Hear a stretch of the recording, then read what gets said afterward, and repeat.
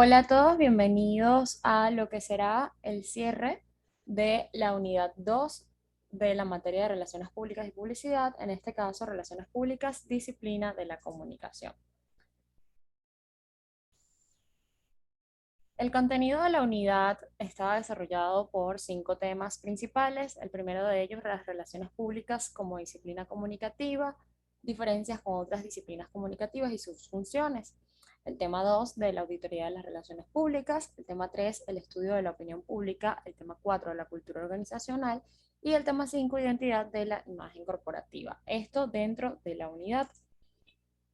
En esta oportunidad vamos a ver los últimos 3 temas de la unidad 2, los que son relaciones públicas y opinión pública, cultura organizacional e identidad de imagen corporativa. Vamos a dar un repaso en lo que es el posicionamiento simbólico, los efectos comunicativos y la relación de los medios comunicativos y la sociedad en relación de la opinión pública. Además, la perspectiva interpretativa simbólica de lo que es la cultura organizacional y los elementos de la cultura organizacional, algunos elementos característicos principales. También en el marco de identidad e imagen corporativa vamos a conversar sobre los tipos de imágenes corporativas, las funciones de la imagen corporativa, la identidad y la finalidad de esta última mencionada. Entonces, bueno, vamos a empezar el cierre de la unidad 2 con relaciones públicas y opinión pública, tomando en cuenta que las organizaciones realizan acciones comunicativas sobre el público como una actividad de diálogo con los miembros de la colectividad, que son personas individuales o entidades jurídicas, con la finalidad e intención de crear y obtener un clima de simpatía y comprensión general acerca de sus demandas y aspiraciones. Esto un poco en torno a lo que es la opinión pública desde las relaciones públicas y cómo esto puede generar un impacto y cuál es su finalidad. Tenemos entonces que existe un posicionamiento simbólico que se utiliza para entablar este diálogo con la sociedad. Esto a través de los medios de comunicación y su influencia sobre la sociedad. También lo que va en el marco de un sistema político. Pero tenemos que tomar en cuenta que el mayor instrumento de poder dentro de una sociedad, en este caso de lo que significa el posicionamiento simbólico, son los medios de comunicación. Porque a través de esos medios de comunicación es que se puede incidir e influir en la sociedad y en el marco de un sistema político muy particular. Y también esto nos permite tener una sociedad comunicada. Entonces, dentro de esta simbología y dentro del tratamiento que se tiene que hacer en el marco de las relaciones públicas, hay que generar un equilibrio y conocer muy bien a esta sociedad y cuáles son los medios de comunicación que se manejan. Recuerden que, si bien es cierto, están los medios de comunicación tradicionales que pueden abarcar a una gran población, también tenemos redes sociales que quizás son un poco más tangibles que los medios de comunicación en lo que respecta a la interacción, porque se pueden hacer conteos a través de estadísticas propias de estas bases, de estas plataformas comunicacionales, que a través de medios de comunicación cuyo su valor estadístico o de audiencia va desde análisis externos. Entonces, cómo entablar el diálogo con la sociedad es una de las razones o uno de los retos, en realidad, que tiene un relacionista público en el marco de la opinión pública con su audiencia de la organización en la que está trabajando. Tenemos entonces que la opinión pública atraviesa diversos efectos comunicativos, en donde todo tipo de comportamiento o de conocimiento que se deduce del impacto de uno o más medios de comunicación sobre un individuo o receptor, o una determinada agrupación de receptores durante un cierto periodo de tiempo, el efecto es todo aquello que se deriva de esta acción de los medios de comunicación y de las formas de exposición y recepción características de la audiencia. Tenemos que recordar que en torno a la opinión pública se manejan algunas teorías de la comunicación, como la teoría de la aguja hipodérmica, la teoría de usos y gratificaciones, la teoría del doble flujo comunicativo, la teoría de la construcción del temario colectivo la espiral del silencio, por supuesto, y la de tematización. Es muy importante cómo cada una de estas se va abordando desde cada una de sus perspectivas y su relación con la opinión pública. Recordemos que en el caso de teoría de la aguja hipodérmica, estamos hablando de un contexto donde la influencia quizás es mayor. En cambio, en la teoría de uso y gratificaciones, la teoría del doble flujo comunicativo y la construcción del temario colectivo, habla un poco más de esas diferencias que tienen dependiendo de cada una de las personas, aquellas cosas que le gustan más, que le llaman la atención, el entorno donde están inmersos, cómo pueden influir ciertos tipos de contenido y otros no, dependiendo de la capacidad de elección que tiene este colectivo o que tiene esta persona. También tenemos la espiral del silencio y la tematización, tomando en cuenta un poco cómo se utilizan esos temas para que resalten en torno a otros temas, porque unos temas sí son importantes y otros no. La espiral del silencio, por qué hablar de unas cosas y de otras no. Estas las pueden conseguir un poco más o abordar un poco más de estas investigaciones con cada uno de estos autores. No voy a andar un poco más o detallar muchísimo estos 6 puntos porque en teoría de la comunicación ustedes debieron haber visto algunas de ellas y en la materia de opinión pública también deberían haberlas abordado un poco más. Igual es importante siempre complementar con bibliografía de estas materias para lo que es el marco de la nuestra. Ahora bien, también hay que tomar en cuenta que existe una relación de medios de comunicación y sociedad propuesta por Dader en el año 1992 que habla de 4 periodos. Va también un poco enmarcado en lo que les comentaba en la presentación de la lámina anterior, de cómo influyen estas teorías a medida de que va avanzando el tiempo. Entonces tenemos que entre los años 1920 y 1940 se produce este primer periodo de los medios de comunicación en la sociedad, en donde resalta la creencia de la influencia poderosa y directa de los medios de comunicación. Tenemos en el segundo periodo, que abarca desde 1940 a 1970, donde la creencia y la influencia ya está un poco más limitada, está restringida a los medios de comunicación y no son propiamente de ellos, o sea, no es una influencia tan fuerte como se pensaba en el periodo anterior. Ya para el periodo del año 1960, inicios de los 70, que sería el tercer periodo, se habla de un periodo de transición y creencia moderada en la capacidad de influencia efectiva de estos medios de comunicación. Y tenemos ahorita el cuarto periodo, de hecho, que es el periodo que llega hasta la actualidad, desde el año 1970, en donde se habla de la interpretación sobre la capacidad de influencia de los medios. Es un poco de cómo lo interpreta cada individuo, cada grupo, según sus características propias dentro de la sociedad y se pierde mucho más esa creencia de que los medios influyen directamente sobre las personas. Ahora vamos a avanzar con el siguiente tema, que es cultura organizacional. Sin embargo, en esta oportunidad me gustaría recordarles que cualquier duda que tengan en torno a uno de los temas, pueden escribir directamente en el grupo de WhatsApp para poderles abordar un poco más a todos ustedes. Recuerden que quizás la duda de uno puede ser la duda de varios, entonces es importante que se comuniquen por el grupo. Bueno, vamos a continuar con cultura organizacional.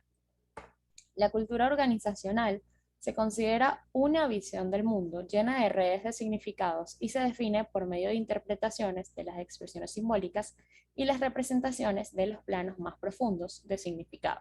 También se considera un universo lleno de relaciones circulares entre interpretaciones y significados que se construyen a través de la interacción entre las personas tanto dentro como fuera de una organización. Recordemos que la cultura organizacional está enmarcada tanto en comunicaciones internas como comunicaciones externas, y el rol del relacionista público también tiene mucho que ver con ambos casos. Tenemos ahorita la presentación de 5 axiomas de lo que sería la perspectiva interpretativa simbólica de la comunicación organizacional. Comenzando primero con la naturaleza de la realidad. O sea, es sumamente importante que el estudio o el análisis de este tipo de comunicación va enmarcada en una realidad, o sea, va enmarcada en un contexto, y a través de estos estudios se busca, se encuentra que las realidades son múltiples, holísticas y construidas, o sea, cada organización es un mundo, y se busca la comprensión de los fenómenos que puedan afectar o eh, bien sea ser posibilidades o beneficiar a estas organizaciones. Tenemos también un segundo axioma que habla de la relación entre el investigador u observador y lo conocido, en donde se trata la interacción y la influencia entre el sujeto conocente y lo conocido, o sea, la interacción con el público, la interacción con los propios empleados de la organización y cómo es esta influencia en el marco de la organización. También tenemos el tercer axioma, que habla de la posibilidad de generalización, en donde hay que tener mucho cuidado desde el punto de vista de comunicación organizacional, porque no todas las organizaciones son iguales y se pueden generalizar ciertos aspectos, pero no todos. También tenemos el cuarto axioma, que habla de la posibilidad de nexos causales, en donde toda acción puede ser explicada como el resultado de una causa real que le precede en el tiempo. eh, Toda acción tiene una reacción. Si hay una falla comunicacional que se ha llevado a lo largo de los años, esto va a generar un efecto. Entonces, para descubrir cuál fue el problema de esta crisis o cuál es el problema de la situación actual de una organización, probablemente haya que hacer un trabajo retrospectivo para identificar cuáles han sido las causas que están afectando esas organizaciones o la opinión pública o las relaciones públicas de una empresa. El papel de los valores en la investigación sería el quinto axioma que proponen Lincoln y Goba, que habla de que la investigación está influida por el investigador. Siempre el relacionista público o el investigador en comunicación organizacional que está buscando la causa de un problema va a influir en la investigación porque la va a buscar con, con ciertos parámetros, con ciertos objetivos que van a ir desde el punto de vista personal, sin embargo, en pro al beneficio de la organización. La elección del paradigma desde que se trabaja es algo que elige este investigador, la influencia teórica que más se adapte a la información recogida para guiar el proceso de investigación y analizar los datos e interpretarlos de manera más imparcial. Todo esto de manera muy objetiva, tomando en cuenta los valores que forman parte del contexto en el que en el que se estaría desarrollando el trabajo. Ahora bien, también hay un elemento sumamente importante que habla de la autoridad simbólica y la cultura organizacional. Esto como parte de los elementos a tener en cuenta durante la descripción y análisis de rasgos culturales en organizaciones. Esto es algo que tienen que tener en cuenta tanto los relacionistas públicos como los comunicadores integrales, que también lo hemos abordado en otros módulos. Entonces, tenemos que hay 11 elementos de esta autoridad simbólica y cultura organizacional, de esta relación que hay, en donde se habla de la comunicación oral, cómo es la comunicación oral de la empresa, el saber organizacional, la ideología organizacional, los actos y contextos simbólicos, en donde está enmarcada la gerencia simbólica, las historias, los relatos, leyendas, mitos que hacen símbolos y códigos de las instituciones, funciones simbólicas no verbales, ritos organizacionales, actividades, planes, costumbres que se van haciendo en estas organizaciones, hábitos, ceremonias, y totemismos corporativos. Más de esto lo pueden conseguir detalladamente en una de las lecturas recomendadas para este módulo. Igual al final de esta presentación están los enlaces a cada una de ellas.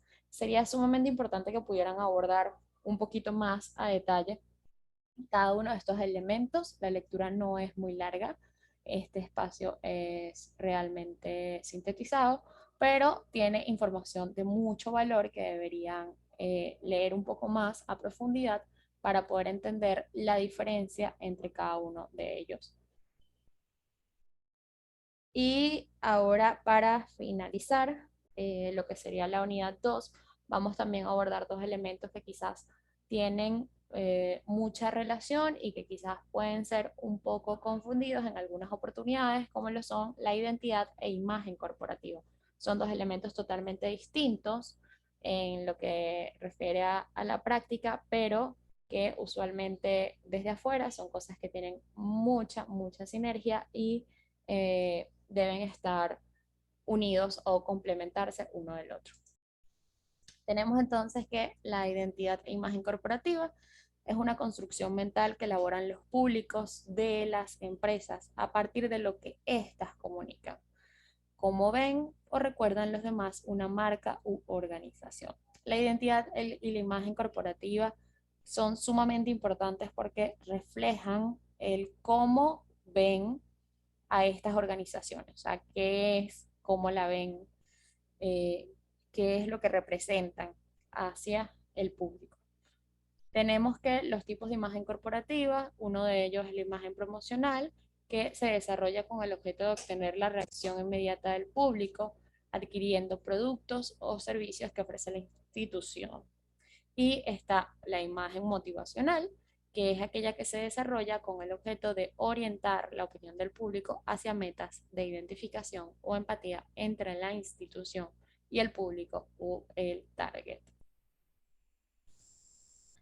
Tenemos también una gráfica que maneja algunas de las funciones de la imagen corporativa. Esto está basado en el libro de Villafañe en un documento de Fajardo y Nivia, que también les comparto al final de esta presentación a través de las referencias bibliográficas.